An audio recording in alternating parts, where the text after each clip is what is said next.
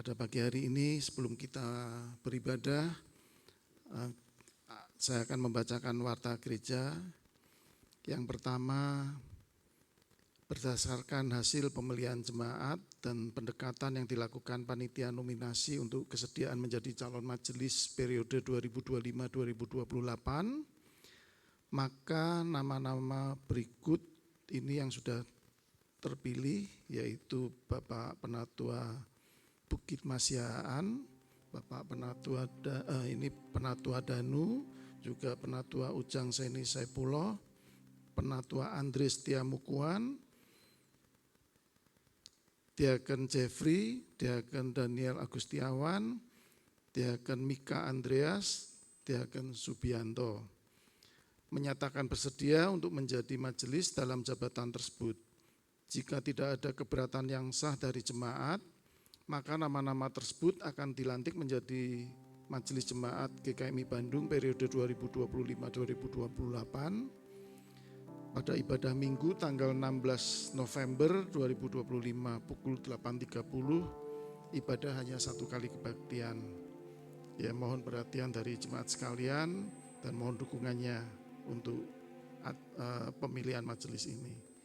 Kemudian yang kedua, ibadah Yud diadakan hari Minggu tanggal 9 November pukul 9.30, tempat di GKMI Bandung, tema Ikut Yesus, pembicara Bapak Andre. Kemudian jadwal pelayanan dapat dilihat di LCD mungkin untuk pelayanan minggu depan. Ya, kalau enggak ada mungkin sudah ada di warta digital ya.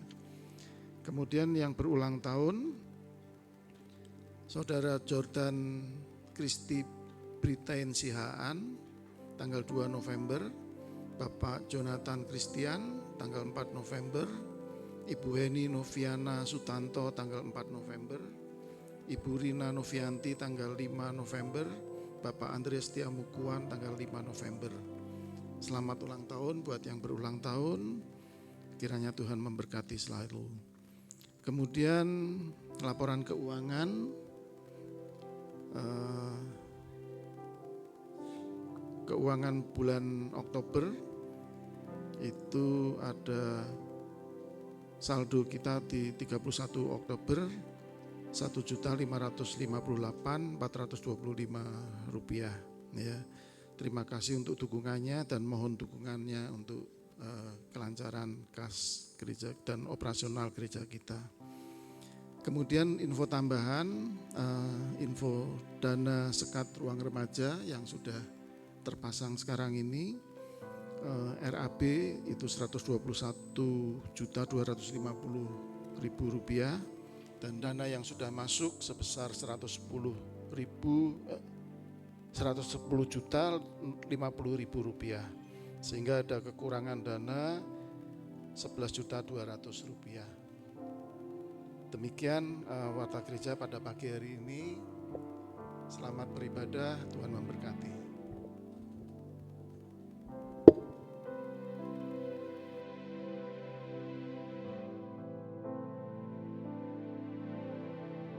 Halo.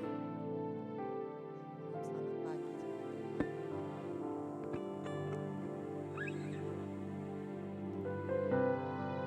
Hari sukacita. Kita mau menyiapkan hati kita. Mari kita mempersiapkan hati datang menyembah, masuk dalam hadirat-Nya. Kita boleh ada sampai di bulan November ini atas dasar penyertaan kasih Tuhan. Ya. Saat ini dunia yang kita hadapi ini sedang mengalami perubahan. Terus berubah dan terus berubah. Bahkan Alkitab berkata dunia ini akan menjadi semakin jahat dan semakin jahat. Namun walaupun dunia ini akan terus berubah, satu hal yang harus kita tahu, kita punya Tuhan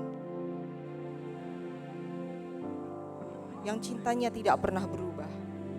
Kita punya Tuhan Yesus yang cintanya, kasihnya tak akan pernah berubah buat saudara dan saya. Karena itu, apapun masalah, apapun pergumulan, badai dalam hidup saudara, tetap percaya hidup kita ada di dalam Tuhan dan kita punya Tuhan Yesus, satu-satunya pengharapan.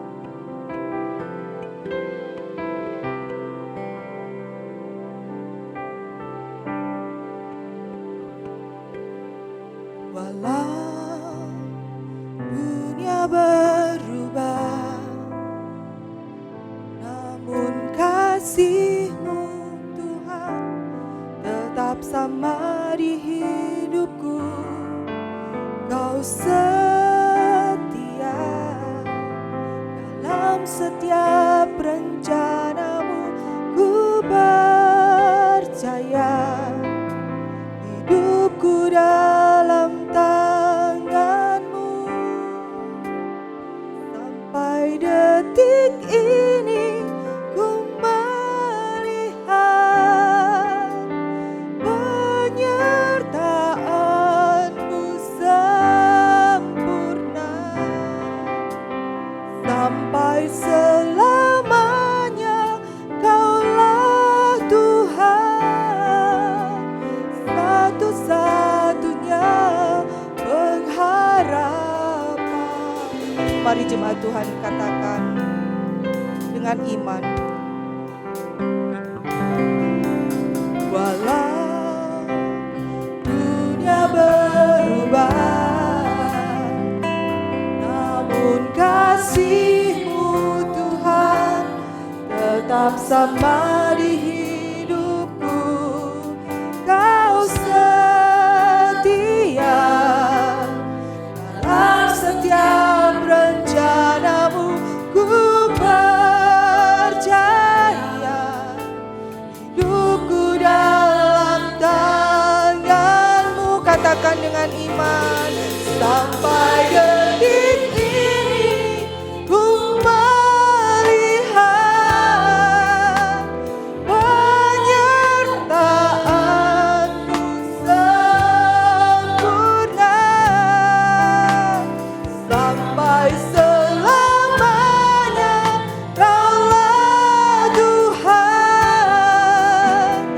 satu-satunya pengharapanku.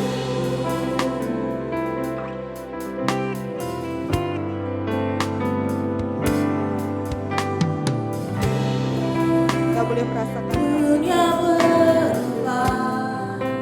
Kita merasakan cinta kasih Tuhan sampai detik ini. Kita boleh merasakan penyertaan Tuhan Yesus.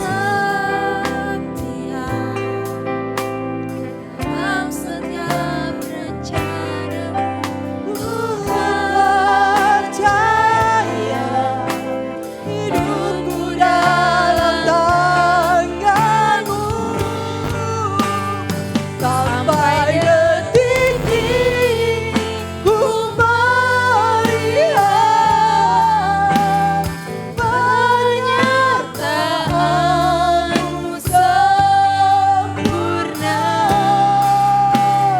Sampai selamanya Kaulah Tuhan, satu-satunya pengharapanku. Katakan sampai detik ini. Sampai detik ini ku melihat penyertaan-Mu sempurna. Sampai selamanya Kaulah Tuhan, satu-satunya pengharapanku.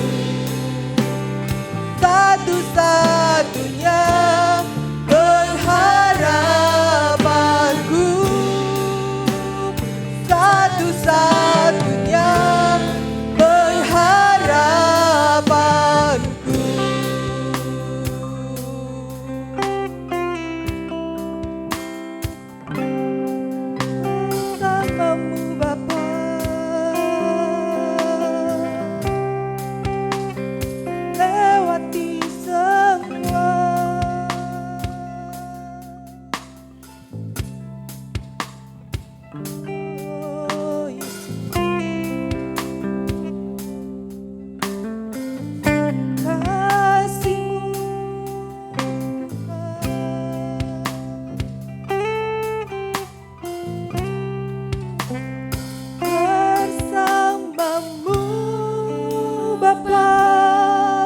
melewati semua. Ku lewati semua perkenananmu, perkenananmu ya. Teguhkan hatiku, Engkau yang bertindak, memberi pertolongan.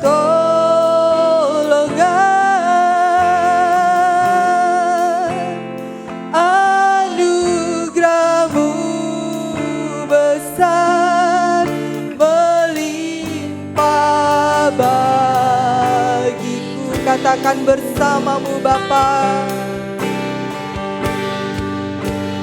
Bersamamu Bapa, dengan iman katakan kita bisa melewati semua dengan perkenanan Tuhan. Perkenanan-Mu ya. Teguhkan hatiku, Engkau yang bertindak, memberi pertolongan.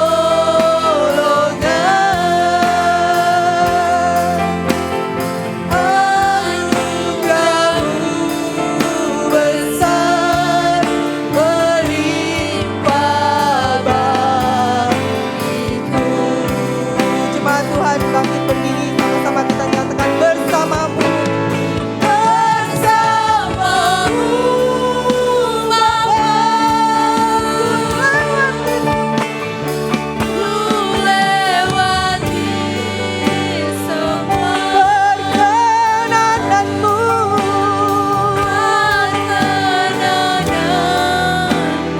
ya. Teguhkan hatiku,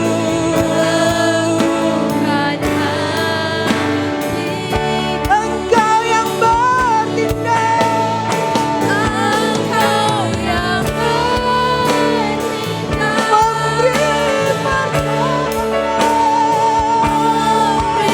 pertolongan. Katakan dengan sungguh-sungguh dengan iman saudara. Anugerah-Mu besar, melimpah bagiku. Bersamamu, bersamamu Bapa, ku lewati semua,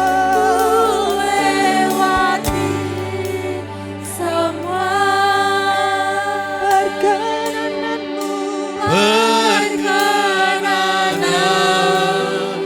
ya. Teguhkan hatiku, Engkau yang bertindak, memberi pertolongan.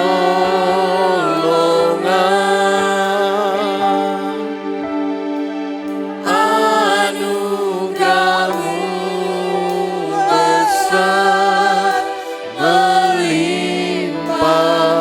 bagiku.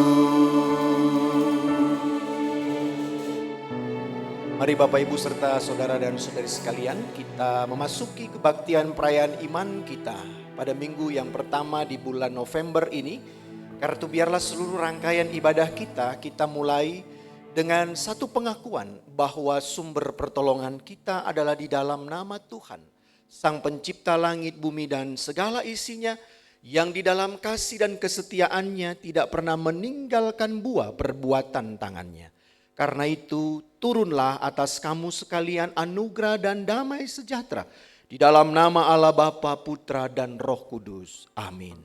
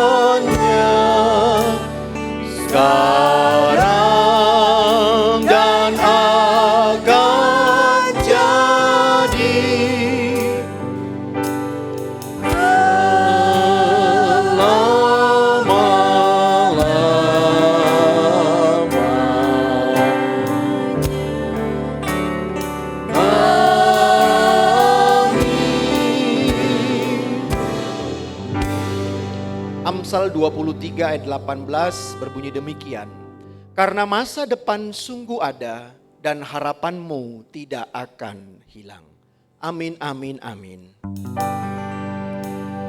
Amin, amin, amin.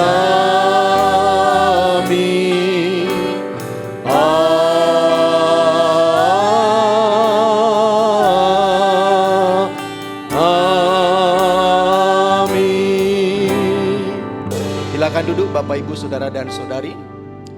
Ecclesia Reformata Semper Reformanda es Secundum Verbum Dei.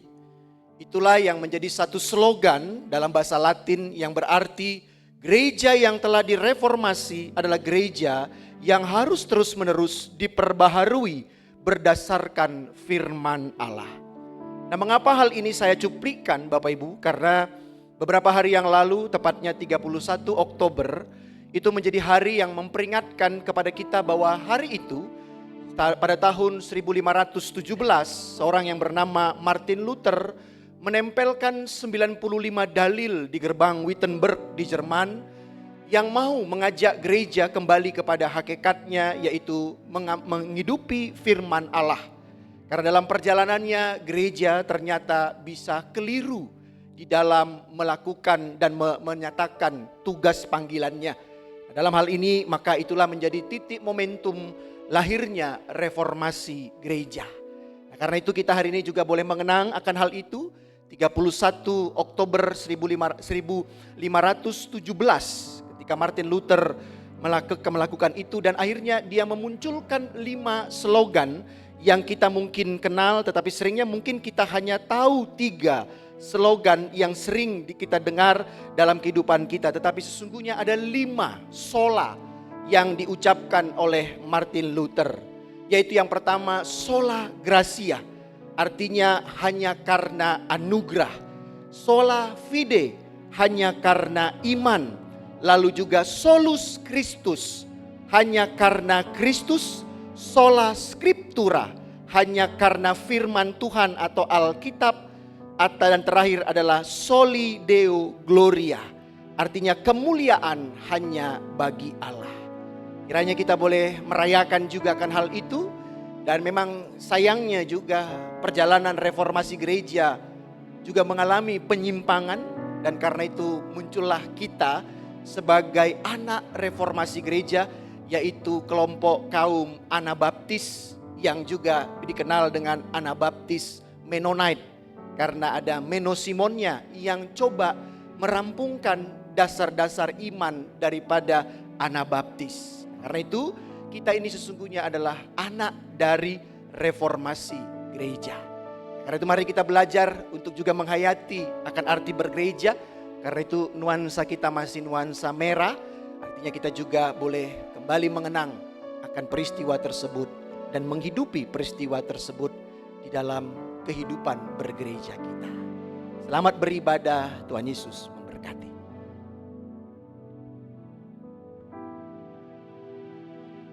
Sekali lagi kami menyapa Shalom Bapak Ibu semua Tuhan yang dikasihi. Kurang mantap gitu ya. Shalom Bapak Ibu Saudara yang terkasih di dalam Kristus. Kita tahu bahwa yang kita sembah adalah Tuhan yang baik ya. Seberapa banyak yang merasa diberkati hingga detik ini, beri kemuliaan nama Tuhan.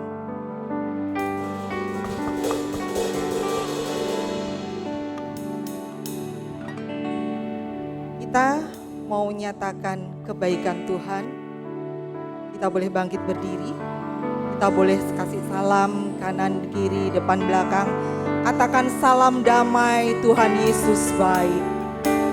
Damai.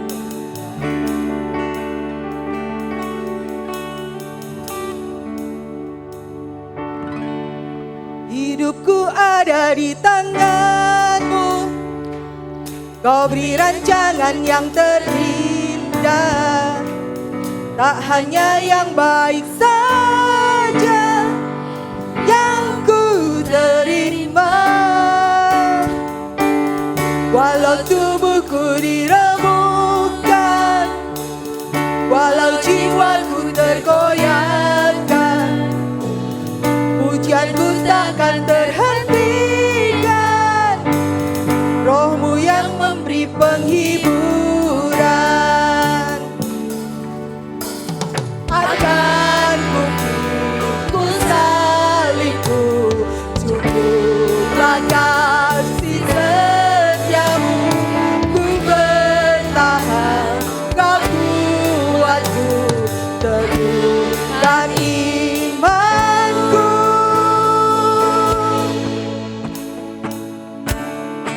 Ku mau tetap bersyukur, senantiasa bersyukur. Segala yang ku alami, biar kehendak-Mu terjadi. Ku mau tetap bersyukur, senantiasa bersyukur. Hatiku kan bersuka, katakan setiap hari, hari yang terbaik. Kita boleh tepuk tangan dengan sukacita, katakan hidupku ada di tangan-Mu. Kau kira jangan yang terindah, tak hanya yang baik saja yang ku terima. Walau tubuhku dilambungkan, walau jiwaku tergoyahkan, pujianku takkan terhentikan. Rohmu yang beri penghiburan. Akan ku salib, cukuplah kasih setiamu. Ku bertahan, kau kuatku, teguhkan imanku. Katakan ku mau tetap bersyukur. Ku mau tetap bersyukur, senantiasa bersyukur. Segala yang ku alami, biar kehendak-Mu terjadi. Ku mau tetap bersyukur, senantiasa bersyukur. Hatiku kan bersuka. Setiap hari ini, hari yang terbaik.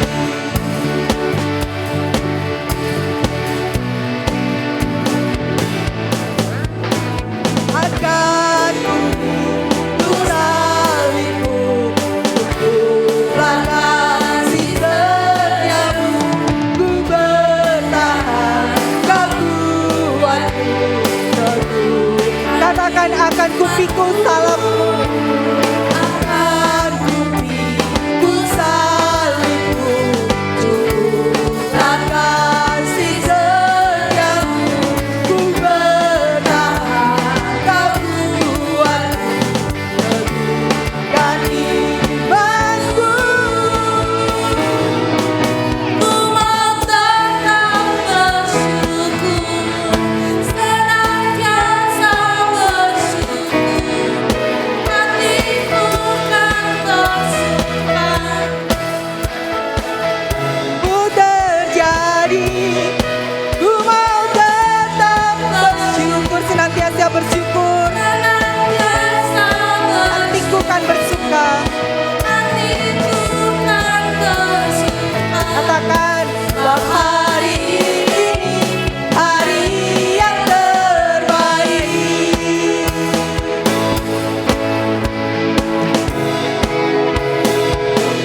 Hari yang terbaik. Katakan sekali lagi, hari yang terbaik.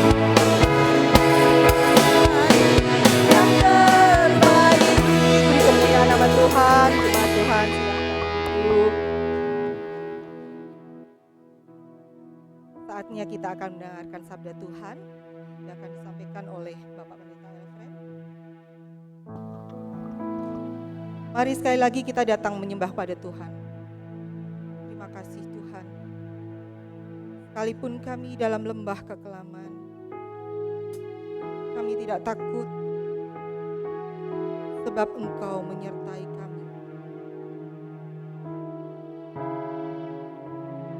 Kami boleh berpengharapan kepada Tuhan, di mana dunia yang sudah bergoncang ini, melewati tangisan rasa sesak di dada. Tetapi kami anak-anak Tuhan tetap menjadi sinar yang terang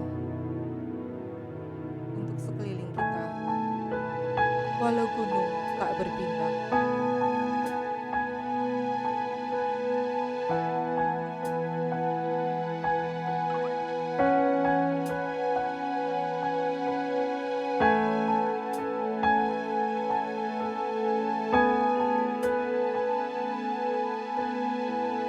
Jiwaku bertanya,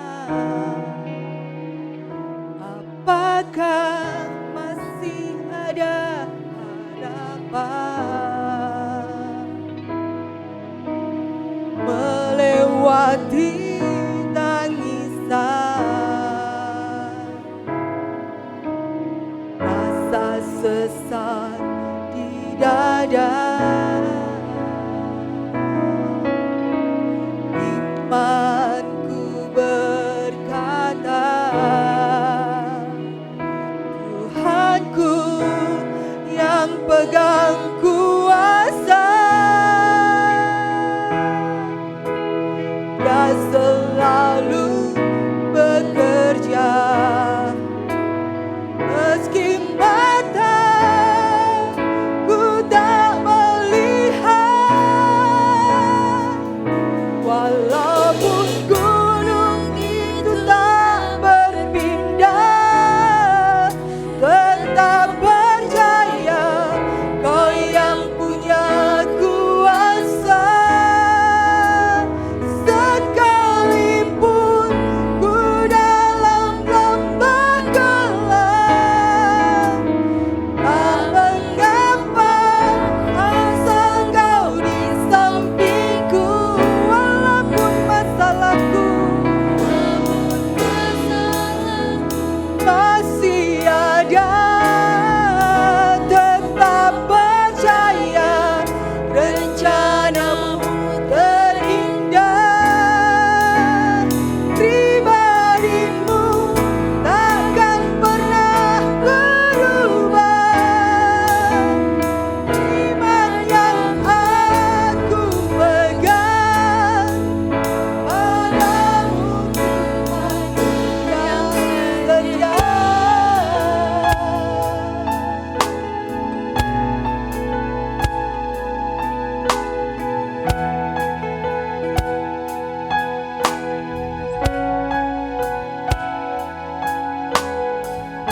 Jiwaku bertanya,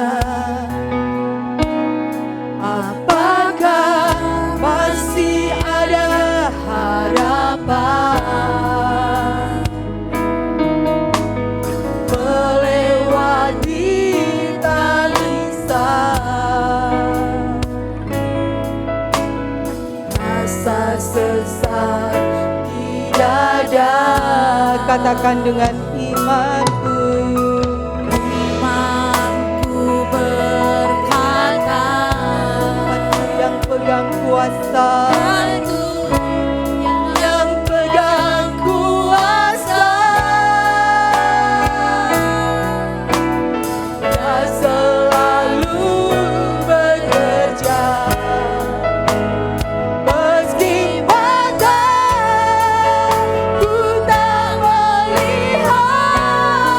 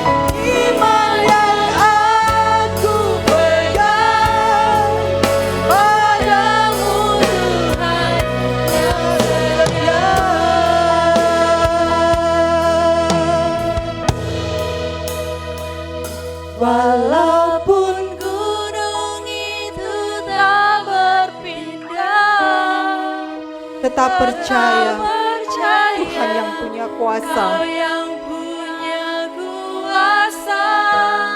Sekalipun dalam kegelapan, kita tetap berpengharapan kepada Tuhan Yesus. Tak mengapa asal kau di sampingku, walaupun masalahmu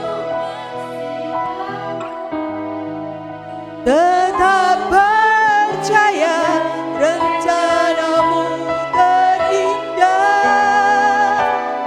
Pribadimu takkan pernah berubah.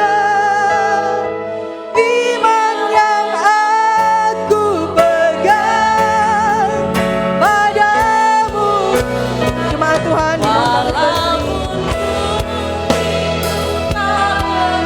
tetap percaya.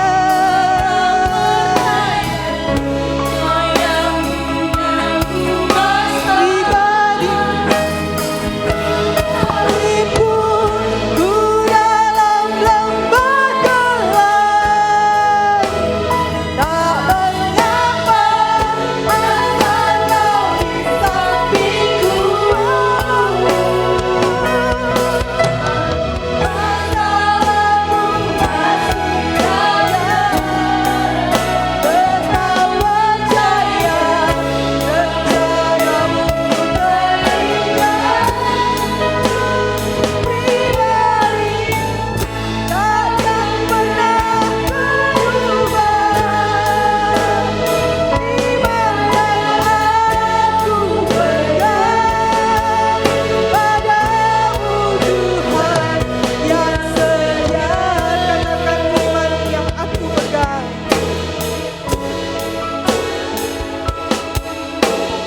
Kamu Tuhan yang setia.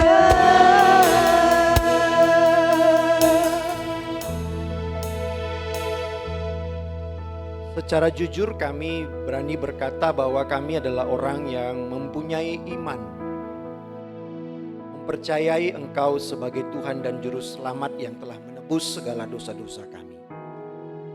Tapi kalau boleh jujur juga, sesungguhnya apa yang kami nyatakan di dalam iman itu seringkali tidak tertampakkan dengan kuat dalam kehidupan kami. Ketika banyak hal yang boleh silih berganti datang dalam hidup kami ya Tuhan.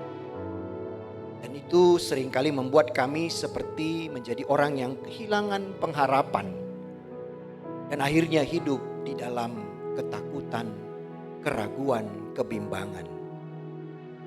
Dan karena itu biarlah Tuhan, saat ini kami juga mau belajar kembali untuk boleh menemukan, bukan hanya menemukan iman dalam kisah kematian, kebangkitan-Mu dan bahkan janji-Mu itu.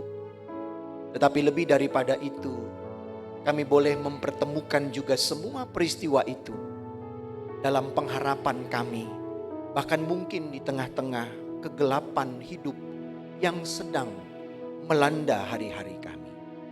Karena itu hadirlah kiranya Engkau, Sang Sumber pengharapan yang sejati itu, untuk melawat dan menjamah kami, dan bahkan mengizinkan hamba-Mu ini Tuhan, untuk menyampaikan pengharapan itu melalui perenungan firman-Mu. Hadirlah, dan karena itu kami serahkan semuanya di dalam nama Tuhan kami Yesus Kristus. Amin. Silakan duduk Bapak Ibu Saudara dan Saudari. Ya, kita sudah ada secara penuh di bulan November, bulan yang juga mau menggiring kita untuk segera kembali memasuki masa raya Advent. Masa untuk kita boleh kembali mengenang akan cinta kasih Tuhan dengan kehadirannya di dunia ini. Nah, karena itu kita dalam satu bulan ini akan melihat akan hal tersebut, sehingga nanti ketika kita diizinkan Tuhan merayakan Natal, kiranya itu juga menjadi momen bukan hanya sekedar selebrasi, tetapi kiranya itu menjadi momen juga untuk membuat kita semakin menyadari akan siapa Allah itu di dalam hidup kita. Nah, karena itu Bapak Ibu Saudara dan Saudari, tema kita pada saat ini adalah harapan di tengah kegelapan. Ada kontradiksi sepertinya, harapan biasanya di tengah-tengah sesuatu yang jelas, tetapi kalau kita juga boleh melihat bahwa harapan itu juga ada di dalam kegelapan yang melanda hidup kita. Mari bersama-sama kita membuka Yesaya pasal yang ke-8, ayatnya yang ke-23 dan kita lanjutkan di pasal 9 ayat 1 sampai dengan ayat yang ke-6. Yesaya pasal 8 ayatnya yang ke-23. Yesaya pasal 8 ayat 23 enggak ada? Kalau di HP memang itu agak dimundurkan, Bu, di bagian terakhirnya. HP dengan Alkitab teks itu memang agak sedikit berbeda. Ya, sama dengan kalau baca Mazmur, pakai HP itu ada dalam kurungnya itu bisa berbeda. Ketemu? Ada ya, berarti Alkitab saya masih Alkitab produksi dari Lembaga Alkitab Indonesia. Jadi karena itu saya juga pakai Alkitab buku hari ini. Ya, baik, sudah ada ya? Ketemu Ibu Lilis? Oke, baik. Mari kita perhatikan bersama-sama, saya akan bacakan untuk kita sekalian. Namun tidak akan ada lagi kesuraman untuk negeri yang terimpit itu. Kalau dahulu Tuhan merendahkan tanah Zebulon dan tanah Naftali, di kemudian hari ia akan memegahkan jalur ke laut, daerah seberang sungai Yordan, wilayah bangsa-bangsa lain. Pasal yang ke-9 ayat 1. Bangsa yang berjalan di dalam kegelapan telah melihat terang yang besar. Mereka yang tinggal di negeri kekelaman, atasnya terang telah bersinar. Engkau telah menimbulkan sorak-sorai dan sukacita yang besar. Mereka bersukacita di hadapanmu seperti sukacita di waktu panen, seperti orang bersorak-sorai di waktu membagi-bagi jarahan. Sebab kuk yang menekannya dan gadar di atas bahunya, serta tongkat si penindas telah kau patahkan seperti pada hari kekalahan Midian.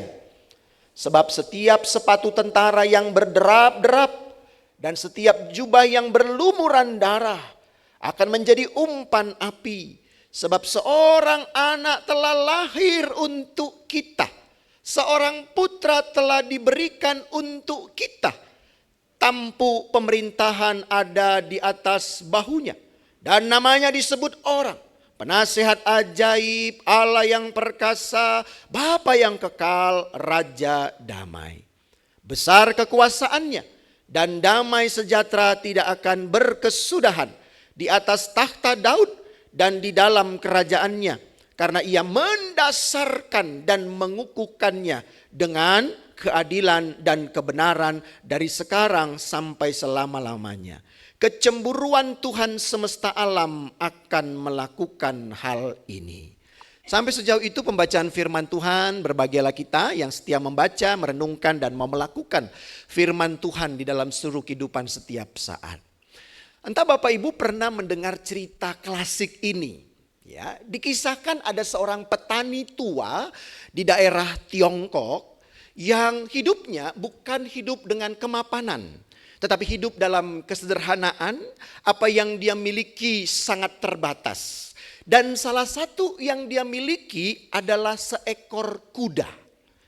Si petani yang ada di Tiongkok ini memiliki seekor kuda. Itu adalah harta kekayaannya. Hanya satu ekor. Tetapi suatu ketika Bapak Ibu Saudara dan Saudari, kuda yang seekor yang dirawat, yang dikasihi, yang juga dipakai untuk juga bertani demi memenuhi kehidupan mereka yang sederhana itu tiba-tiba hilang. Kuda itu lari. Lalu tetangga-tetangga pada datang menghiburnya, ya, dan mengatakan, "Aduh, kamu sangat malang hidupmu, kamu sangat susah hidupmu, kamu sangat sedih. Seekor kuda yang menjadi harta milikmu satu-satunya itu hilang, lari dari tempatmu."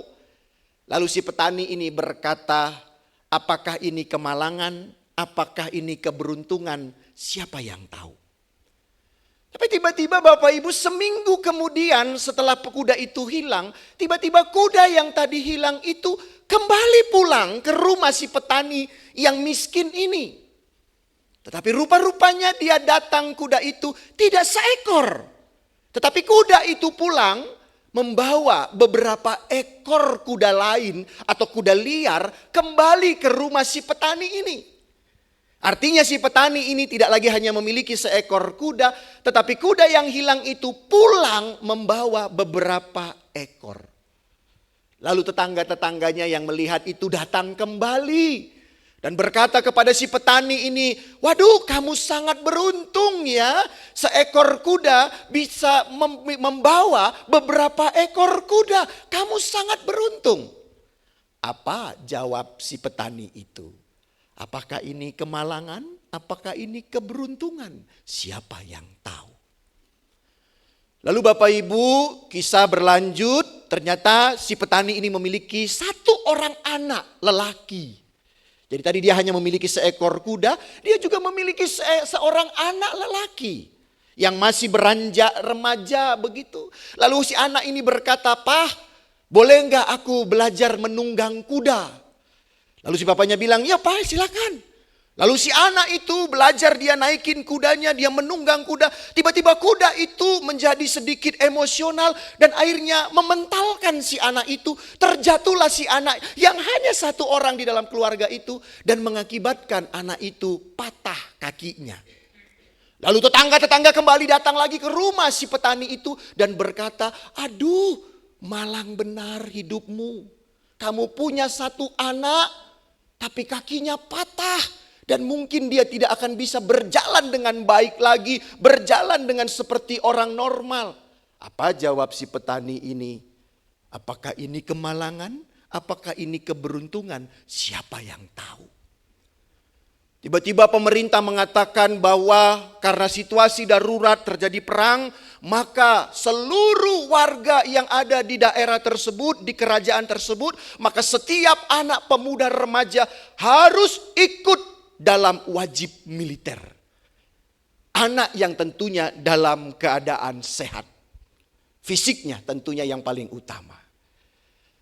Nah rupa-rupanya Bapak Ibu, karena si anak dari si petani ini tadi yang terjatuh dari kuda, kakinya patah, maka dia tidak diwajibkan untuk ikut wajib militer, yang tentunya itu menjadi sesuatu yang sangat ditakutkan oleh setiap keluarga, karena bisa jadi setiap anak-anaknya yang laki-laki maju ke medan perang bisa pulang hanya tinggal namanya saja.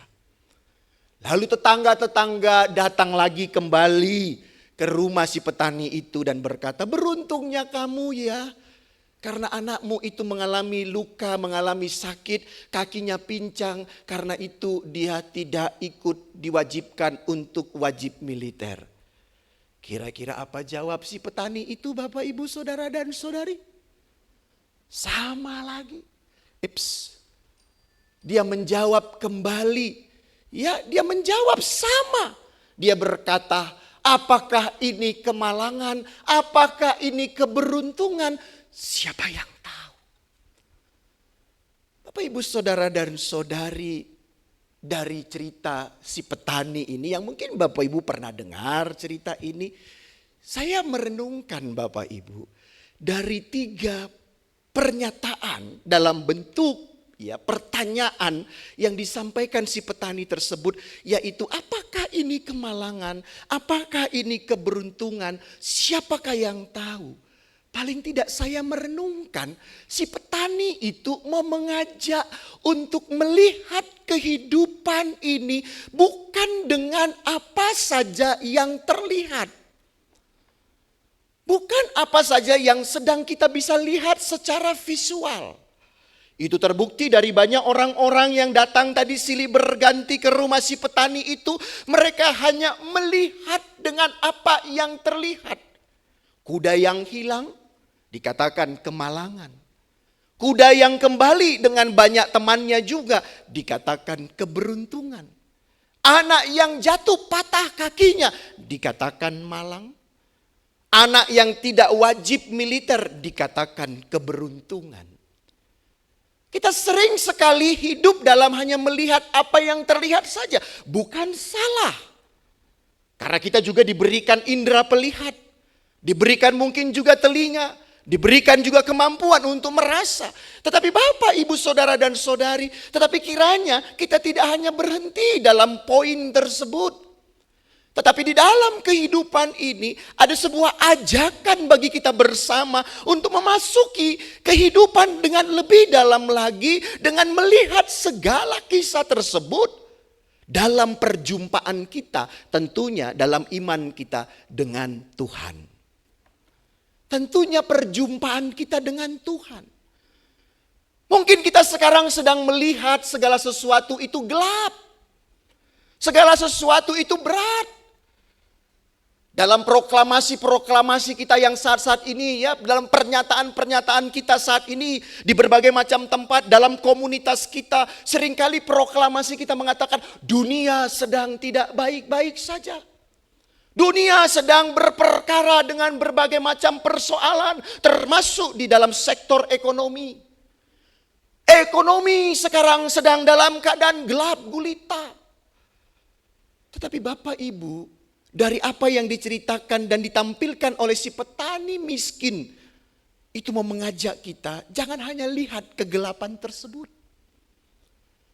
Tetapi masuki kegelapan itu, supaya bisa juga berjumpa. Di dalam kegelapan itu tentunya berjumpa dengan siapa?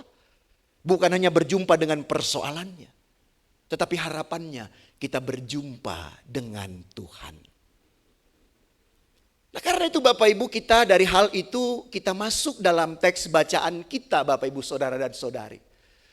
Nah, kalau kita lihat Nabi Yesaya itu, dia hadir di dalam kerajaan di daerah selatan.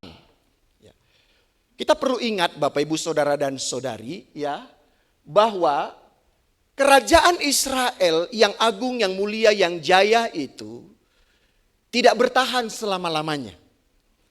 Tetapi kerajaan Israel itu berakhir setelah Salomo. Jadi setelah Salomo tidak ada lagi yang namanya kerajaan Israel sebagai satu kesatuan. Dan bahkan sebenarnya kalau kita juga boleh belajar, Israel yang ada sekarang ini itu bukan Israel yang 100% Alkitabiah. Tetapi itu adalah kerajaan Israel modern. Ya. Ketika tahun 48 ada semangat Keyahudian, mereka kembali pulang ke tanah leluhur mereka. Tapi itu bukan menjadi seperti kerajaan Israel pada zaman Daud dan Salomo. Karena Israel itu hancur setelah Salomo pecah menjadi dua kerajaan. Ada kerajaan yang di selatan dengan dua suku, Bapak Ibu. Jadi juga kita bisa belajar umat Allah itu juga bisa pecah. Ya, jadi kita harus berhati-hati Bapak Ibu, Saudara dan Saudari. Umat Allah yang dipanggil, dipersiapkan, diprepare dengan begitu luar biasa. Dari kisah Abraham, Yakub sampai dengan mereka di Mesir dengan Musa, Yosua. Tetapi pecah juga Bapak Ibu. Karena keinginan-keinginan pribadi mereka. Nah, di selatan itu dengan dua kerajaan, dua suku, yaitu Yehuda dan Benyamin. Ya. Yehuda dan Benyamin, raja yang pertama adalah Rehabeam. Mereka memiliki ibu kota yaitu di Yerusalem. Pusat ibadahnya di Yerusalem. Dan kerajaan selatan ini hancur. Walaupun memang belakangan hancurnya. Tetapi mereka hancur oleh kerajaan Babel tahun 586 sebelum Masehi. Ya. Hancur. Lalu kerajaan di utara. Itu banyak sukunya Bapak Ibu. Ada 10 suku. Ya, 10 suku di luar daripada Yehuda dan Benyamin. Raja pertamanya adalah Yerobeam bin Nebat. Mereka menempatkan ibu kotanya adalah Samaria. Kita tahu ada kisah, ya, seorang yang orang yang baik dari Samaria. Dan ini bersinggungan terus-menerus antara selatan dan utara ini. Karena mereka punya pusat ibadah di Betel, ya, dan mereka di utara ini mereka menyembah dewa-dewa. Ya, kalau di Yerusalem itu masih menyembah Allah. Dan mereka menyembah dewa-dewa dan hancur tahun 722 sebelum Masehi oleh kerajaan Asyur. Nah, Yesaya sendiri itu ada di kerajaan selatan, Bapak Ibu, Saudara dan Saudari. Tetapi menariknya, kalau kita boleh melihat, Yesaya ternyata tidak hanya menyampaikan message atau pesan Tuhan itu bagi kerajaan selatan. tetapi juga bagi kerajaan utara. Nah, apa buktinya? Kita tadi lihat, makanya saya mengajak kita membaca dari pasal 8 ayat 23. Zebulon dan Naftali itu adalah tanah yang ada di kerajaan utara. Nah, apa ini Bapak Ibu? Utara ini hidupnya sangat-sangat hancur-hancuran Bapak Ibu. Orang-orang yang di utara ini hidupnya itu benar-benar hancur-hancuran, yaitu dalam ketidaksetiaan. Atau kalau kita mau katakan, orang yang ada di utara ini hidupnya itu di dalam kegelapan. Di dalam kekedegilan hati untuk tidak sepakat untuk terus menyembah Allah. Orang di utara ini hidupnya berdasarkan segala hawa nafsunya. Kedagingannya begitu kuat. Bapak Ibu bisa selidiki nanti kalau punya kerinduan untuk belajar. Tetapi menariknya Bapak Ibu, kalau kita baca di ayat yang ke-23 tersebut. Dikatakan tadi, namun tidak akan ada lagi kesuraman untuk negeri yang terimpit itu. Kalau dahulu Tuhan merendahkan tanah Zebulon dan tanah Naftali, di kemudian hari ia akan memegahkan jalur ke laut, daerah seberang sungai Yordan, wilayah bangsa-bangsa lain. Apa maksudnya ini Bapak, Ibu, Saudara dan Saudari? Kerajaan utara itu adalah kerajaan yang penuh dengan kegelapan. Tetapi Yesaya mengatakan, walaupun kerajaan utara itu hina, gelap, tapi melalui mereka akan hadir Sang Mesias, Sang Harapan. Tanah Zebulon dan tanah Naftali itu akan menjadi sebuah tanah yang penuh dengan kemuliaan. Kenapa Bapak, Ibu, Saudara dan Saudari? Kalau kita belajar Yesus yang Sang Mesias, yang kalau kita baca nanti di pasal 9 ayat 1 sampai 6, itu adalah bagian yang ditempelkan dan memang benar-benar melekat kepada Yesus itu sendiri. Ya. Yesus itu justru hadir melayani, ia bukan mulai melayaninya dari Yerusalem. Yesus tidak memulai pelayanannya dari Yerusalem. Walaupun dia pernah dibawa ke bait Allah, tapi dia tidak melayani di situ. Tetapi dia mulai pelayanannya dan bahkan sangat banyak dia melayani itu di Galilea. Galilea itu adalah bagian dari tanah Zebulon dan Naftali yang hina itu. Danau Galilea. Kalau Bapak Ibu membaca teks Alkitab, maka akan menemukan Yesus banyak sekali melakukan kegiatan pelayanan di sekitar Galilea. Karena itu waktu saya pernah diizinkan Tuhan atas perkenanan Tuhan atas pribadi yang memberkati, pergi ke tanah Israel, lalu kami ke Galilea, melihat danau Galilea, maka saya berkata dalam hati saya, benarlah tanah ini memang menjadi tanah yang sangat penuh dengan sukacita. Karena Galilea itu tempatnya begitu enak Bapak Ibu. Dan di situ ada danau namanya Danau Galilea, itu namanya kalau enggak Kenesaret atau Kinor. Danau Galilea itu bentuknya, Kinor itu seperti harpa. Danau Galilea itu sebentuknya seperti harpa. Dan dikatakan juga di situ Yesus banyak melakukan pelayanan yang begitu luar biasa. Jadi yang mau saya katakan Bapak Ibu, dari kegelapan itu sesungguhnya juga bisa lahir terang. Jadi kalau dikaitkan dengan cerita saya yang pertama tadi mengatakan bahwa mari kita juga belajar melihat seluruh kehidupan kita ini tidak hanya sekedar melihat apa yang terlihat, apa yang dirasa. Tetapi lebih daripada itu kita memasuki semua yang dilihat dan dirasa itu dalam perjumpaan kita dengan Tuhan. Nah ini bagian yang pertama Bapak, Ibu, Saudara dan Saudari. Jadi teks bacaan ini ada sebuah nubuatan dari Nabi Yesaya bahwa walaupun Zebulon dan Naftali itu adalah bagian daripada kerajaan utara yang sesat pada saat itu, tetapi Tuhan akan memakai tempat itu untuk kehadirannya dalam karyanya. Artinya ada hope, ada harapan di sana juga dalam kehidupan itu. Lalu kalau kita lihat di ayat yang pasal 9 ayat 1 sampai dengan 6. Ya apa yang akan terjadi? Kita bisa paham dengan benar-benar. Ayat yang pertama dikatakan bahwa bangsa yang berjalan dalam kegelapan telah melihat terang yang besar. Mereka akan melihat terang yang besar, Sang Mesias, Sang Pengharapan yang bisa jadi lahir dari kegelapan itu. Sesungguhnya ia bukan hanya datang dengan cahaya yang kecil, tapi dalam kegelapan itu dia membawa terang yang besar. Ini sebuah keyakinan iman yang harus kita pegang. Jadi bukannya sekedar tahu yes Sang Mesias akan datang, tetapi Sang Mesias yang datang itu dalam kegelapan hidupku, ia tidak akan datang hanya dengan membawa satu lilin kecil. Tetapi sesungguhnya Sang terang itu datang dengan membawa terang yang besar. Jadi ada ajakan kepada kita untuk penuh dengan keyakinan melihat terang yang akan dibawa oleh Mesias itu. Bukanlah terang yang hanya terang yang kecil, tetapi ia sungguh-sungguh terang yang besar yang akan menutup seluruh kegelapan kehidupan kita. Artinya akan menghadirkan pengharapan yang kekal, yang abadi. Bukan hanya sekedar harapan-harapan palsu. Harapan Tuhan bukan PHP, ya, pemberi harapan palsu. Kalau harapan Tuhan itu PHP, itu adalah harapan yang dia berikan dalam bentuk lilin kecil saja. Tetapi harapan Tuhan itu dalam terang yang besar. Karena dikatakan tadi, bangsa yang berjalan di dalam kegelapan telah melihat terang yang besar. Ada sebuah penunjuk. Bukan hanya dikatakan dalam teks kita, ia telah melihat terang, titik, tidak. Tetapi ada tekanan bahwa terang itu adalah terang yang besar.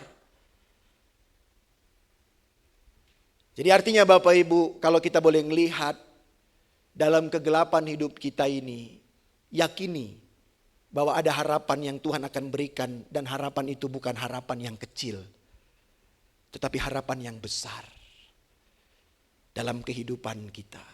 Lalu efek dan dampak dari harapan itu apa? Yang harusnya termunculkan di ayat yang kedua. Dikatakan di pasal 9 ayat yang kedua, engkau telah menimbulkan sorak-sorai. Kalau harapan itu kecil Bapak Ibu, tidak akan menimbulkan sorak-sorai. Tetapi harapan yang besar itu akan menimbulkan sorak-sorai. Dan juga dikatakan sukacita yang besar ditunjukkan dalam ekspresi gambaran seperti orang yang sedang panen. Atau dikatakan dalam bentuk yang sedikit dalam tanda petik mungkin negatif, tetapi ini ada unsur sukacitanya seperti orang yang bersorak-sorai di waktu membagi-bagi jarahan. Kalau kita pakai ini Bapak Ibu, sepertinya ketika ada kerusuhan, ada penjarahan, adakah orang yang menjarah itu dalam kesedihan? Ada nggak orang yang menjarah itu dalam nangis? Orang yang menjarah itu, ketika dia menjarah toko dan segala macam. Tapi apa yang kita lihat kalau di media massa, di televisi kita lihat ketika ada kerusuhan. Beberapa waktu yang lampau di bulan Agustus itu ketika ada penjarahan juga kecil-kecilan ya. Tidak seperti tahun 98. Kita ngelihat di televisi nggak ada yang sedih. Tetapi orang itu bergerak, ayo. Bahkan menyuruh orang lain lagi, ayo ikut masuk ke toko itu.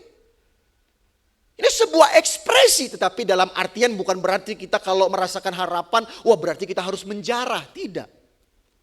Tapi ada tekanan bahwa ada harapan yang akan hadir di tempat yang gelap itu, menghadirkan terang yang besar, sesungguhnya itu akan mendatangkan ekspresi seperti orang yang sedang dalam panen, penuh dengan kegembiraan, dan seperti orang yang membagi-bagi jarahan. Kenapa itu terjadi? Ayat yang ketiga. Harapan yang terang yang besar itu akan mendatangkan apa? Dikatakan ayat yang ketiga, sebab kuk yang menekannya dan gadar di atas bahunya, serta tongkat si penindas telah kau patahkan, seperti pada hari kekalahan Midian. Kuk, beban itu.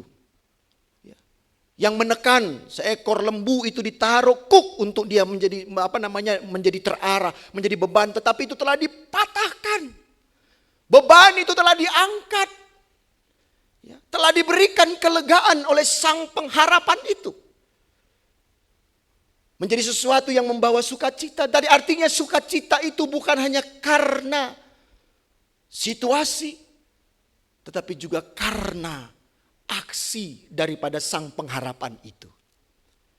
Jadi yang penting Bapak Ibu kita berpengharapan itu bukan hanya karena situasi. Tetapi ada perjumpaan, merasakan aksi daripada sang pengharapan itu. Lalu kita lihat di ayat yang kelima sampai dengan ayat yang keenam, itulah gambarannya kepada sosok yang kita imani nanti yang akan kita rayakan di bulan Desember, yaitu Yesus Sang Mesias itu. Kita akan merayakan kembali. Nah, karena itu Bapak Ibu Saudara dan Saudari, di sini kita dapat kembali melihat bahwa dalam hidup kita kembali kita diajak bukan hanya melihat inikah kemalangan, inikah keberuntungan, tetapi dalam semua itu ada sebuah ajakan untuk kita memasuki semuanya. Karena itu Bapak Ibu Saudara dan Saudari membicarakan pengharapan dalam reflektif saya.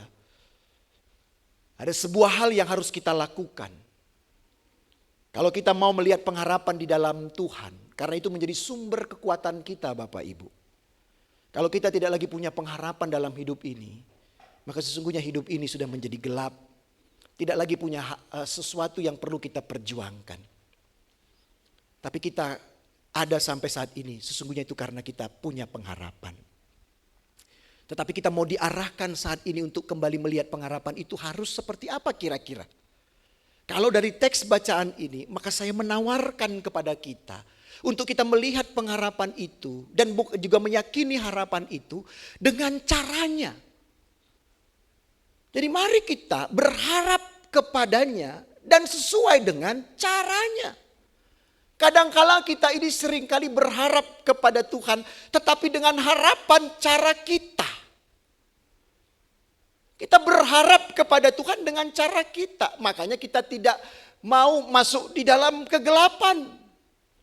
Kita pengennya hidupnya fine-fine saja.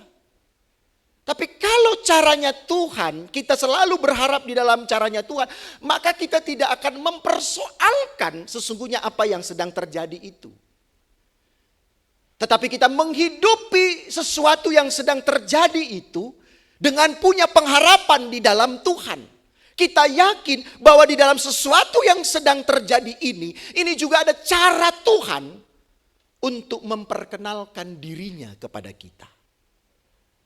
Dan ketika Tuhan memperkenalkan dirinya kepada kita, ia bukan hanya sekedar memperkenalkan ini aku. Tetapi setiap Tuhan memperkenalkan dirinya kepada kita, di dalamnya juga include dan sangat melekat bahwa akulah Tuhan yang berkuasa penuh atas hidupmu. Karena itu Bapak Ibu, kalau kita belajar dari sini, mari kita melihat dan meyakini harapan itu harus dengan caranya. Dan karena itu biarkan dia menjadi Tuhan. Sungguh kalau kita itu seringkali putus pengharapan, ini kita berkata, aku sudah tidak lagi punya pengharapan dalam hidup ini. Mungkin bisa jadi kita menjadi orang yang putus pengharapan itu karena kita tidak membiarkan Tuhan itu untuk menjadi Tuhan. Tetapi kita mengkerangkeng Tuhan itu berdasarkan keinginan kita. Karena itu tidak terwujudnya keinginan kita lalu kita berkata harapanku sudah putus. Tetapi ketika kita membiarkan dia dengan bebas menjadi Tuhan yang bebas untuk menyatakan kehendaknya, maka disitulah kita memperjumpakan harapan kita itu dengan keyakinan kita. Dan kita yakin dan akhirnya kita akan bisa berkata semua baik. Semua baik. Sekalipun kita dalam kegelapan, kita akan tetap berkata semua baik. Bahkan sampai kematian pun akan menghampiri kita. Kita juga akan berkata semua baik. Tapi ketika kita ini memang gak mudah Bapak Ibu. Karena itu kita mau belajar untuk hal itu. Nah, karena itu satu poin Bapak Ibu yang perlu kita renungkan di sini. Dari apa yang dikatakan di ayat 23. Maka juga poin yang kedua. Mari kita juga selalu menyadari bahwa harapan itu tidak selalu datang dari tempat yang baik, suci dan lainnya. Harapan bisa tidak datang hanya dari gereja ini saja. Harapan tidak bisa datang dari orang-orang yang kita lihat, mungkin orang yang suci. Kalau kita menyadari Tuhan itu tidak kita batasi. Tetapi di ayat 23 tadi, tanah Zebulon, tanah Naftali, tanah yang sepertinya sudah terkutuk karena orang yang di sana itulah orang-orang yang terkutuk hidupnya. Tetapi Nabi Yesaya berkata, justru dari situ akan datang sang terang itu. Jadi artinya kita tetap membuka diri untuk melihat semuanya dengan tuntunan Dia, dengan kepekaan.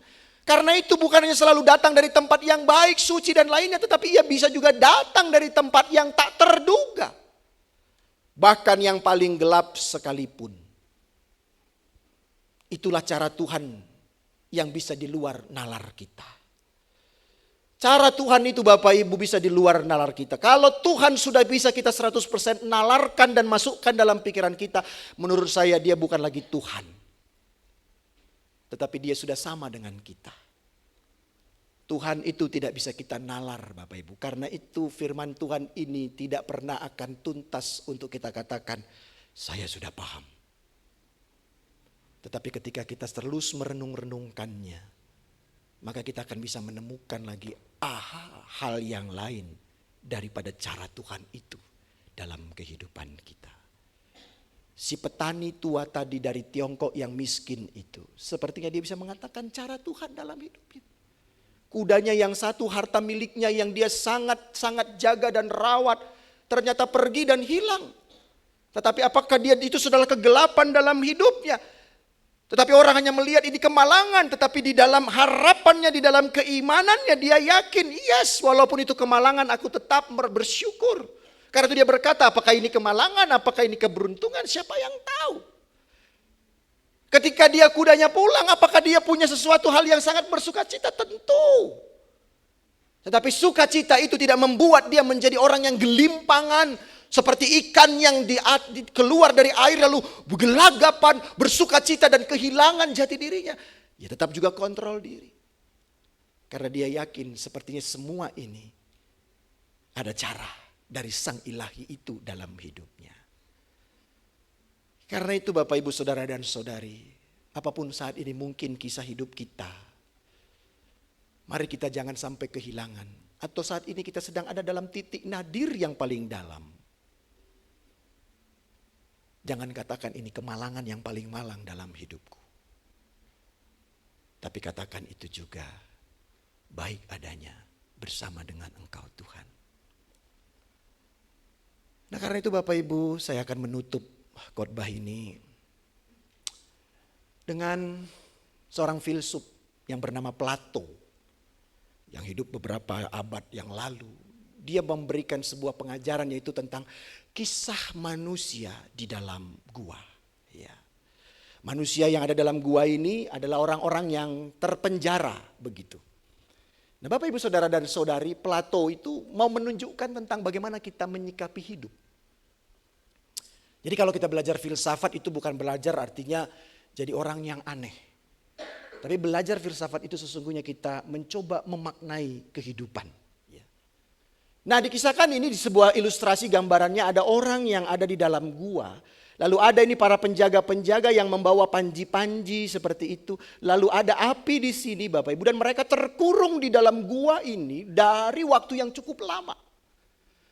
Nah ketika ada api, ketika ada penjaga yang membawa ini, maka ini menjadi sesuatu yang memvisualkan kepada mereka. Ini kan mereka duduk dan melihat ini ada bentuk apa, bentuk burung, bentuk apa dan seperti itu. Lalu mereka melihat itu day by day, hari demi hari mereka melihat itu. Melihat itu Bapak Ibu Saudara dan Saudari. Ya, setiap hari, bukan hanya satu hari tapi berpuluh-puluh tahun mungkin mereka melihat ini. Lalu suatu ketika, ya, dan ini menjadi suatu kebenaran bagi hidup mereka. Ya, ini menjadi suatu fakta kebenaran yang esensi bagi mereka yang terpenjara ini. Lalu suatu ketika ada seorang yang bisa keluar Bapak Ibu. Dari gua ini, ya, Plato itu mengimajinasikannya. Satu orang ini keluar ya, dari gua itu, dia naik ke atas lalu dia melihat. Ya, melihat yang tidak pernah dia lihat. Dia ada di dalam gelap, lalu dia keluar, lalu dia melihat ada matahari, ada burung, ada pohon, lalu dia melihat semua ini. Lalu ada juga misalnya dia melihat semua, dia awalnya dia silau, dia takut, dia ragu, tetapi dia terus keluar, dia melihat semua itu. Ternyata dia mengatakan, wah, bukan hanya ini yang menjadi kebenaran. Bukan hanya 3 bagian ini yang menjadi kebenaran. Tetapi akhirnya dia keluar dan melihat ternyata banyak hal yang lain sesungguhnya terpampang dengan jelas di hadapannya. Terpampang dengan jelas di hadapannya. Dia terkurung di dalam gua ini bertahun-tahun. Lalu dia punya kesempatan keluar dan melihat ternyata ada pohon, ada sinar matahari, ada, wah itu dia walaupun belum tahu itu apa begitu. Tapi dia melihat benda-benda, situasi, keadaan yang berbeda sekali di dalam gua itu. Lalu kalau ada yang mengatakan, si penafsir yang lain mengatakan dia pulang kembali, masuk lagi ke dalam gua ini dan menyampaikan berita itu kepada teman-temannya yang masih terkurung. Mengatakan bahwa bukan hanya 3 bagian ini yang benar. Tapi kalau dalam tafsiran yang lain dikatakan akhirnya si orang yang keluar itu dibunuh. Karena orang-orang yang ada di dalam gua ini tidak bersepakat dengan apa yang dikatakannya. Bapak Ibu, dari hal ini kita boleh berefleksi tentang pengharapan. Harapan dalam terang dan keluasannya, melihat akan kuasanya, maka akan membebaskan sang harapan itu untuk memberikan harapan bagi umatnya. Dan itu sungguh membuat hidup tetap ada dalam harapan. Jadi artinya Bapak Ibu, kalau kita memiliki harapan dalam terang, dan mengizinkan si harapan itu dengan leluasanya untuk juga menerangi kehidupan kita, maka sang harapan itu akan membebaskan kehidupan kita. Dan kebebasan itu membuat kita akan tetap ada dalam harapan. Karena itu jangan hanya tinggal dalam kegelapanmu, tetapi percaya dalam kegelapanmu itu ada Tuhan. Dan kalau engkau diajaknya untuk keluar, maka syukuri. Dan jadikan itu sebagai sebuah pengalaman spiritualmu. Bahwa sesungguhnya ada Tuhan. Walaupun ketika engkau sudah melihat terang, mungkin hidupmu masih dalam kegelapan. Tapi karena ada terang yang besar itu, maka engkau akan tetap berjalan. Sekalipun langkahmu masih tertatih-tatih, langkahmu berat, tetapi engkau tetap akan optimis dalam melangkahkan hidupmu. Itulah iman yang sejati. Iman yang tidak hanya sekedar belief, percaya Tuhan telah mati untuk saya. Tetapi iman yang sejati itu adalah iman yang percaya Tuhan yang mati dan bangkit itu menjadi terang yang besar dalam hidupku. Sehingga kita akan tetap melangkah dalam kehidupan kita. Tuhan memberkati kita. Amin. Mari Bapak Ibu kita bangkit berdiri.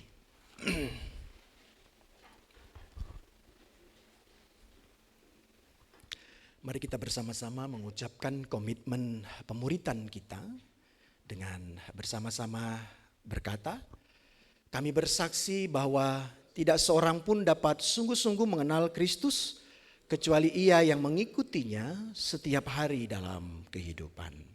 Dan juga sebagai bagian gereja yang ada di sepanjang segala abad dan tempat, marilah kita juga mengucapkan pengakuan iman rasuli kita dengan berkata, aku percaya kepada Allah Bapa yang Maha Kuasa, Halik langit dan bumi, dan kepada Yesus Kristus anaknya yang tunggal Tuhan kita, yang dikandung daripada Roh Kudus, lahir dari anak darah Maria, yang menderita sengsara di bawah pemerintahan Pontius Pilatus, disalibkan, mati dan dikuburkan, turun pada hari yang ketiga, bangkit pula dari antara orang mati, naik ke surga, duduk di sebelah kanan Allah, Bapa yang Maha Kuasa. Dan dari sana ia akan datang untuk menghakimi orang yang hidup dan yang mati. Aku percaya kepada Roh Kudus, gereja yang kudus dan am, persekutuan orang kudus, pengampunan dosa, bangkitan orang mati dan hidup yang kekal. Amin. Silakan duduk Bapak Ibu Saudara dan Saudari. Saya yakin Bapak Ibu pasti pernah berkunjung ke rumah-rumah saudara-saudara kita. Baik saudara di gereja maupun juga saudara-saudara kita dalam kehidupan kita. Dan saya yakin pasti Bapak Ibu ketika berkunjung ke rumah, maka Bapak Ibu akan melihat mungkin sangat besar, sebagian besar ada foto keluarga yang terpajang di dinding rumah yang Bapak Ibu kunjungi. Dan saya yakin tidak ada satu foto keluarga yang sepertinya ditampilkan dalam keadaan suram. Tidak ada foto keluarga yang sepertinya wajahnya sedang bersedih. Tidak ada foto keluarga yang wajahnya cemberut. Karena pasti foto keluarga itu sudah disetting, diatur oleh sang fotografer untuk para yang difoto menampilkan keceriaan, menampilkan cerita kebahagiaan, cerita kesuksesan. Karena mungkin ada yang foto keluarga dalam berbalut baju toga, kesarjanaan, atau yang lainnya. Pasti foto yang indah Bapak Ibu. Tetapi saya mau katakan satu hal. Seperti firman Tuhan hari ini. Mari kita jangan hanya melihat foto itu lalu meyakini dan menjadikan kebenaran keluarga ini keluarga yang bahagia.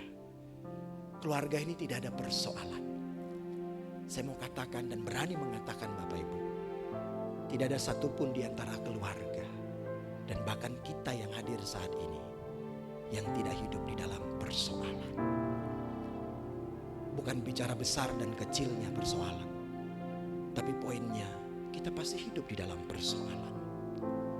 Persoalan yang bisa membuat hati kita menjadi tawar. Membuat langkah kita menjadi berat. Mungkin juga menjadikan kita memunculkan pertanyaan yang besar. Why? Kenapa? Mengapa? Lalu juga bagaimana ini? Aku menghadapinya. Tapi saya mau katakan Bapak Ibu, kita punya Tuhan. Tuhan yang dikatakan tadi Yesaya itu. Tuhan yang datang bukan terang yang kecil, tapi Tuhan yang datang dengan terang yang besar. Yang bisa membuat juga kita silau, artinya tidak mampu melihatnya, tetapi itu menjadi bagian membuat kita begitu dahsyat dan besarnya kuasanya atas hidup kita.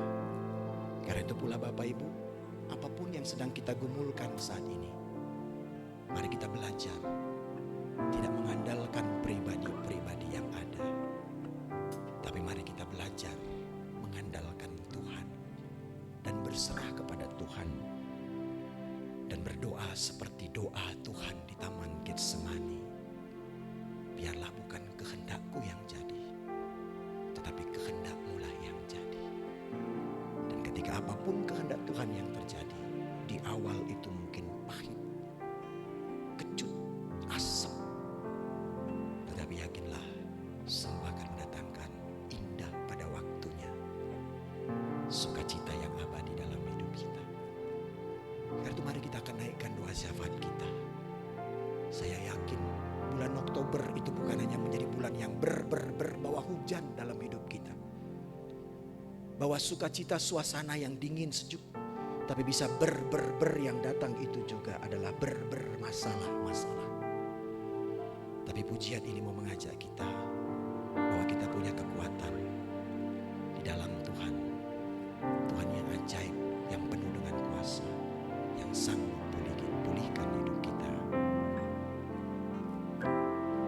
Kekuatan di hidup. Kekuatan di hidupku. Ku dapat dalam Yesus. Dia tak pernah tinggalkanku. Setia menopangku. Karena itu mari Bapak Ibu berseru dan hanya berharap dalam Yesus. Mari sama-sama katakan dengan sungguh-sungguh, ajaib Kau Tuhan.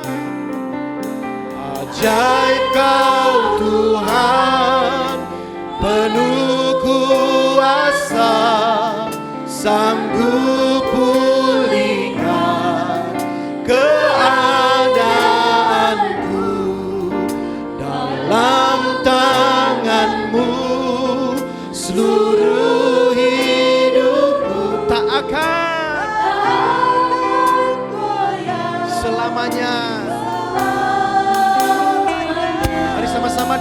kebaktian ini kita angkat iman kita bahwa kita memiliki kekuatan di dalam hidup kita.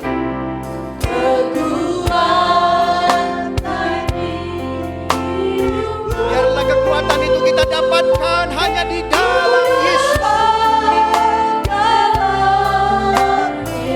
Karena hanya dialah yang pribadi yang tidak akan pernah meninggalkan kita. Setiap orang bisa datang silih berganti, tapi Tuhan selalu menopang kehidupan kita. Karena itu berserulah, berserulah, berserulah, dan juga berharap.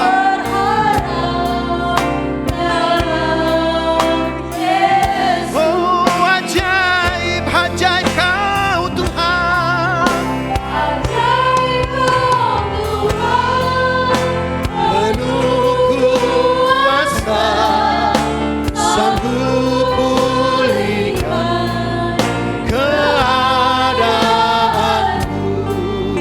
dalam tangan-Mu seluruh hidupku tak akan goyah selamanya.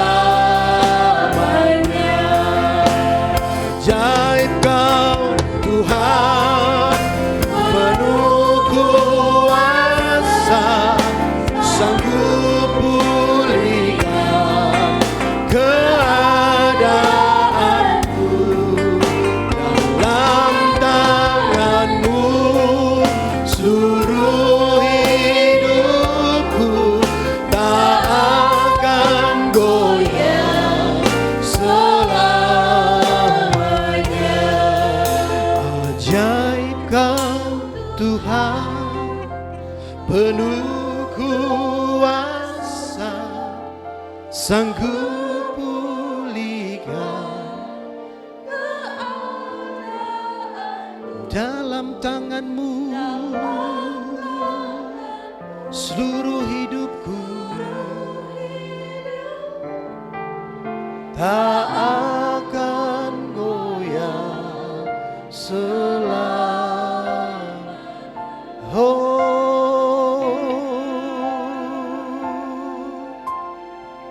Kami percaya Tuhan, hanya Engkau dan hanya Engkaulah yang sanggup menolong hidup kami.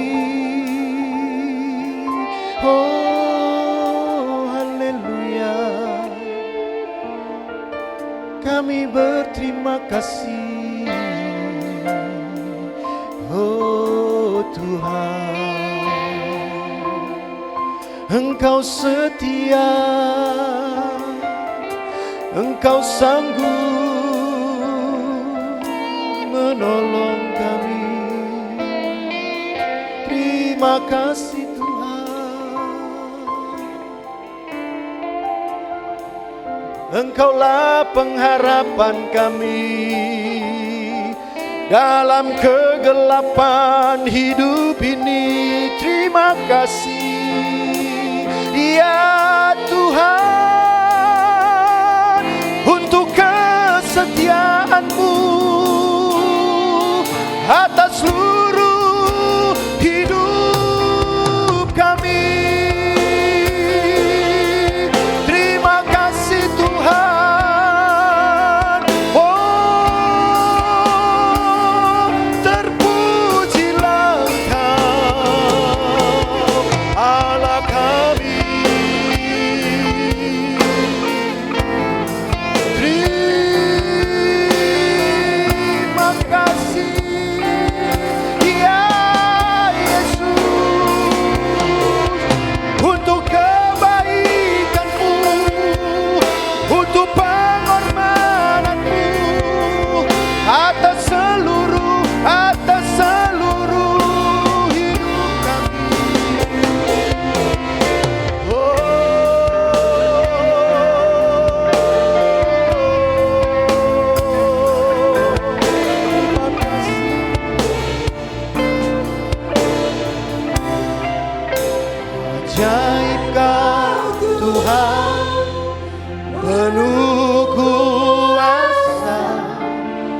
sanggup pulihkan keadaanku. Dalam tangan-Mu seluruh hidupku tak akan goyah selamanya. Tak akan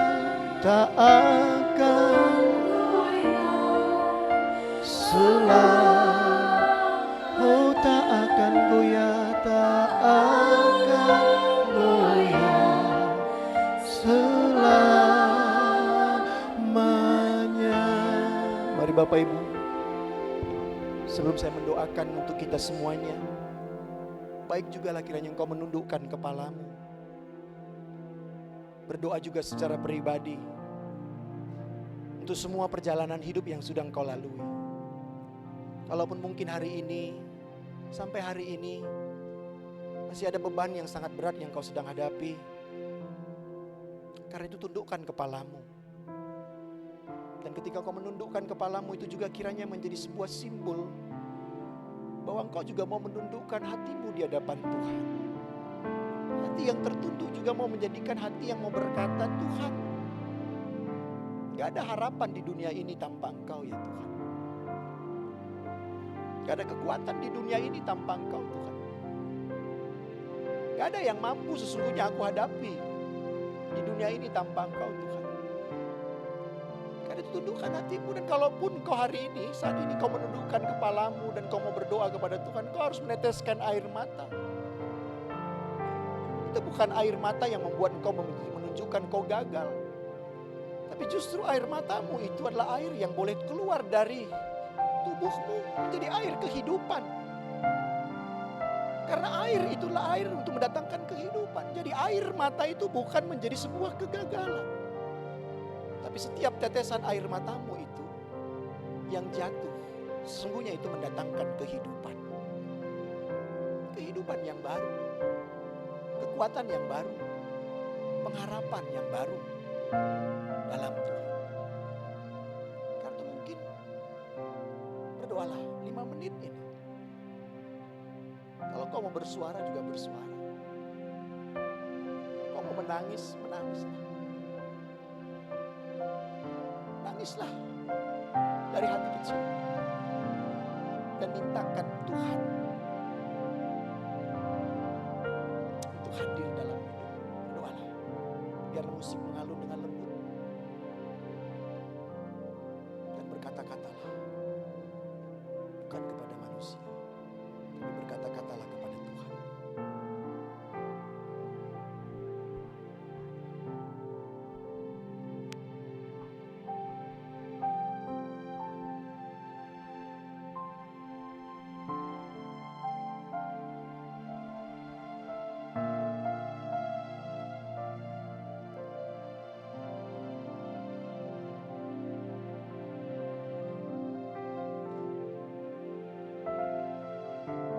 Ya Tuhan, ini kami, orang-orang-Mu, ciptaan-Mu, yang saat ini sedang duduk di hadapan-Mu dalam ibadah di hari Sabat, yang telah Engkau tetapkan juga untuk kami boleh bersama-sama bersekutu, dan juga boleh melihat bahwa kami juga di hari Sabat ini melihat bahwa kami memiliki Allah yang bukan Allah yang mati, Allah yang tersalib, Allah yang ada di dalam kubur, tetapi Allah yang bangkit. Dan kebangkitan-Mu itu memberi kemenangan, dan kemenangan juga mengarahkan kami di dalam pengharapan.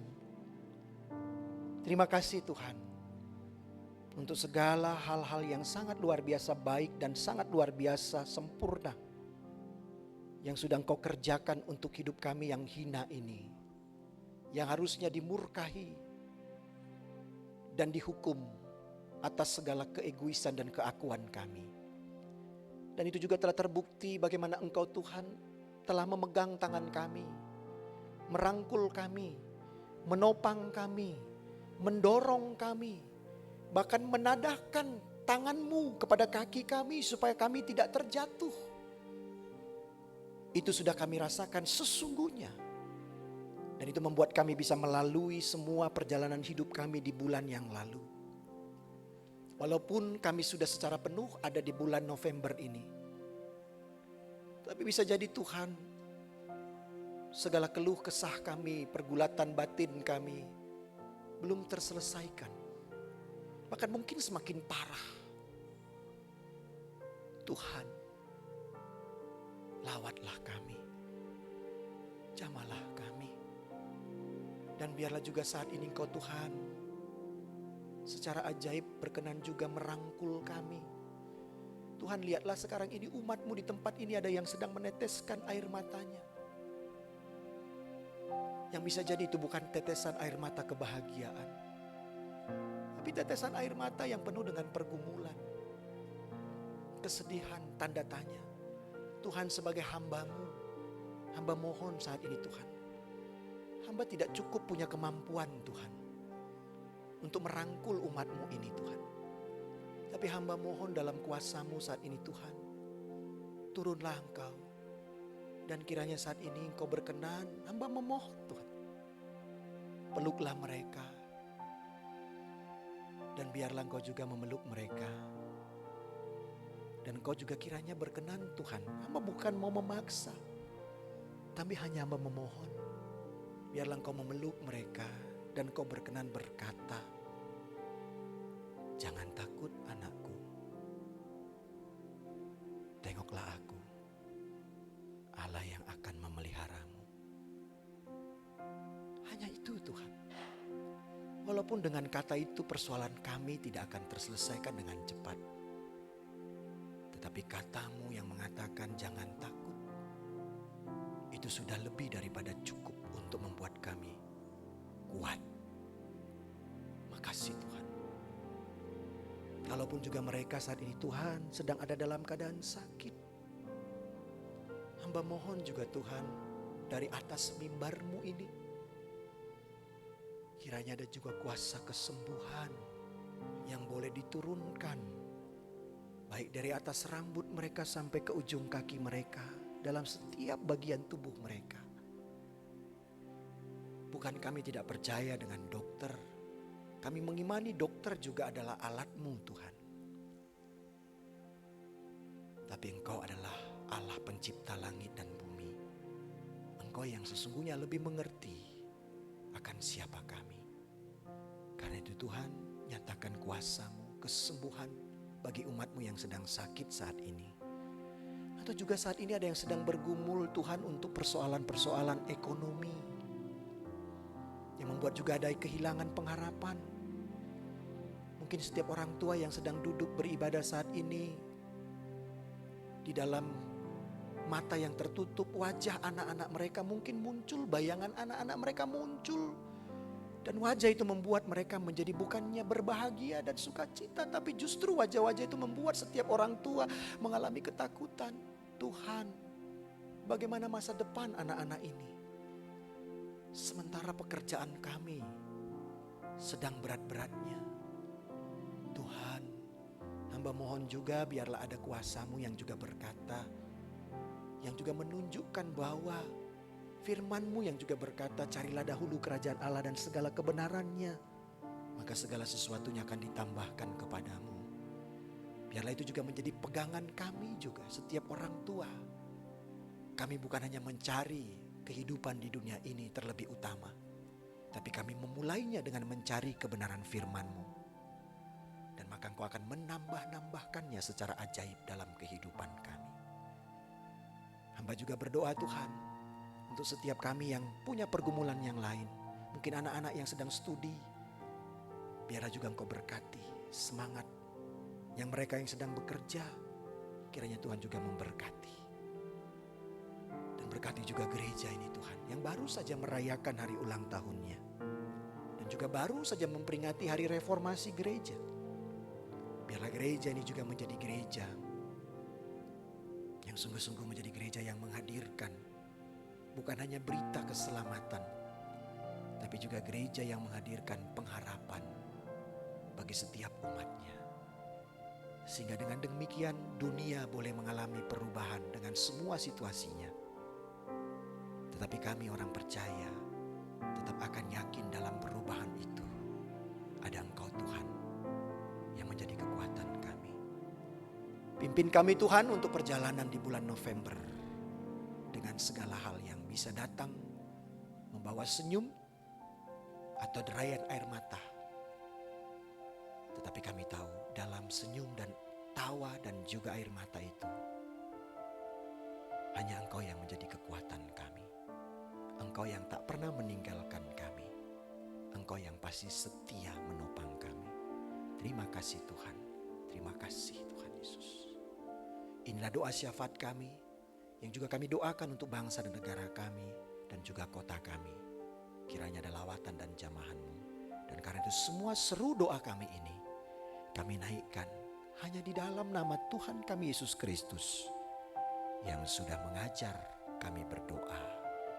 Bapa kami yang di surga, dikuduskanlah, datanglah, jadilah,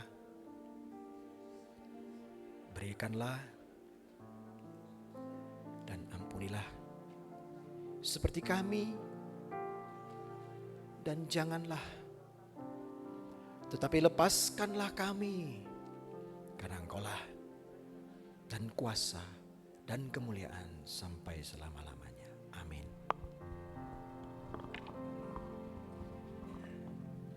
Terima kasih kepada Pak Gembala Ran yang sudah menyampaikan firman-Nya.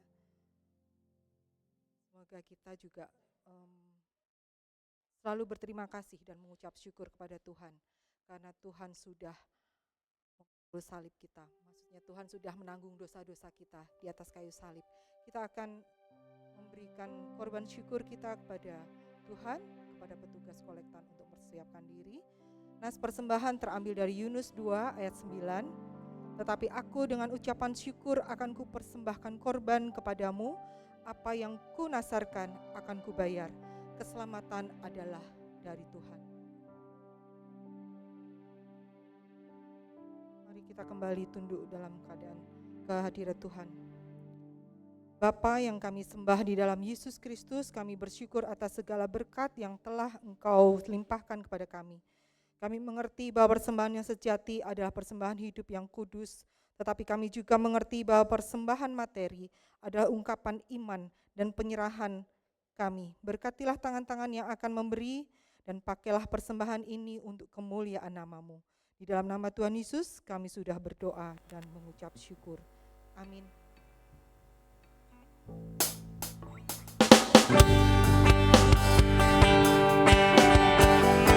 Kita boleh bersuka cita ya, pengharapan kita sudah pasti dan pengharapan dan dinyatakan oleh Tuhan dengan kasih. Kita percaya dengan iman, makanya kita boleh bersuka cita. Kalau kita sudah angkat tangan, kita percaya dan yakin Tuhan pasti akan turun tangan. Iso ora iso. Iso ora iso, kudu iso, kudu iso. Gusti sing beresi. Percaya saja, jangan menyerah, bersukacitalah.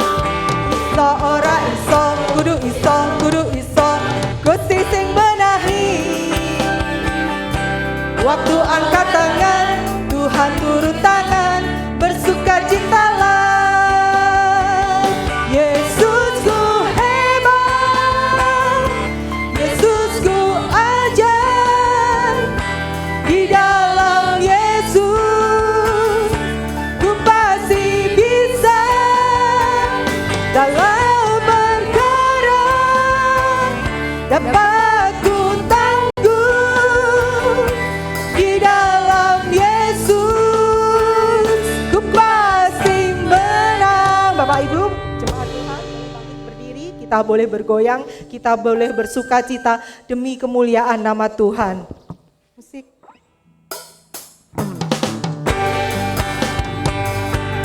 Lai lai lai lai lai lai lai lai lai lai. Sekali lagi lai lai lai. Lai lai lai lai lai lai lai lai.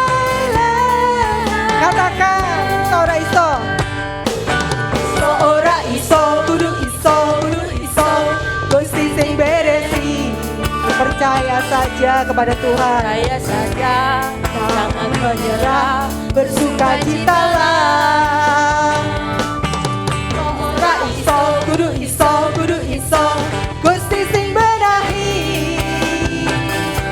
Waktu angkat tangan, Tuhan turun tangan, bersukacitalah. Yesusku hebat, Yesusku ajaib. Di dalam Yesus ku pasti bisa. Dalam perkara dapat ku tangguh. Di dalam Yesus ku pasti menang. Yesusku hebat, Yesusku hebat, Yesusku ajaib. Di dalam Yesus ku pasti bisa. Dalam perkara dapat ku tangguh. Di dalam Yesus ku pasti menang. Bapak, Ibu, Saudara dan Saudari, kini pulanglah dan masukilah segala kehidupanmu dan tetaplah percaya dan andalkan selalu Tuhan untuk dihadirkan dalam setiap kisah perjalanan hidupmu. Karena itu pulanglah dan terimalah berkat dari Tuhan. Kiranya Allah memberkatimu dengan keresahan yang mengganggumu atas jawaban yang asal, kebenaran yang sepenggal dan hubungan yang dangkal. Sehingga engkau mencari kebenaran dengan penuh keberanian dan mencintainya dengan hati yang terdalam. Kiranya Allah memberkati engkau dengan kemarahan yang suci atas ketidakadilan, penindasan dan kesemena-menaan terhadap sesama. Sehingga engkau tanpa lelah berjuang bagi keadilan, kemerdekaan dan kedamaian di antara mereka. Kiranya Allah memberkati engkau dengan karunia air mata yang tercurah bagi mereka yang menderita karena kesakitan, keterasingan, kelaparan, atau kehilangan orang yang mereka cintai. Sehingga engkau mengulurkan tanganmu untuk menghibur mereka dan mengubah rasa sakit mereka menjadi sukacita. Kiranya Allah memberkati engkau dengan kesadaran akan keyakinanmu yang bodoh, bahwa hanya engkau sendiri saja yang sanggup menciptakan perbedaan di dunia. Sehingga engkau dapat bergantung hanya pada anugerah Allah untuk menghadirkan karya yang tidak mungkin dilakukan oleh orang lain. Dan kiranya Allah yang Maha Kudus, Sang Bapa, Sang Anak, dan Sang Roh Kudus memberkati engkau sekalian dari sekarang sampai selama-lamanya. Amin.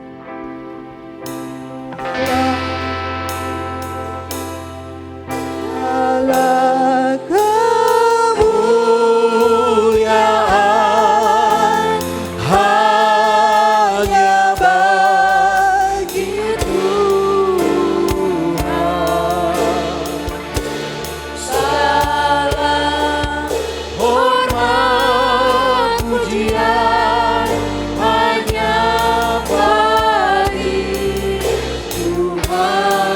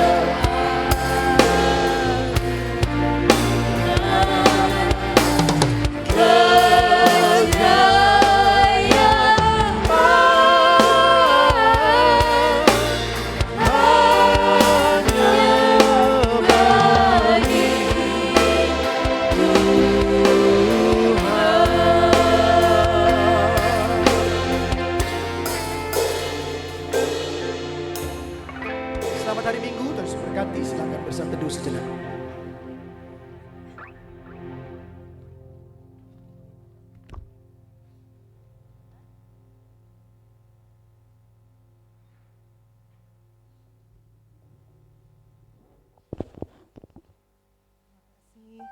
Selamat hari Minggu, Tuhan Yesus memberkati.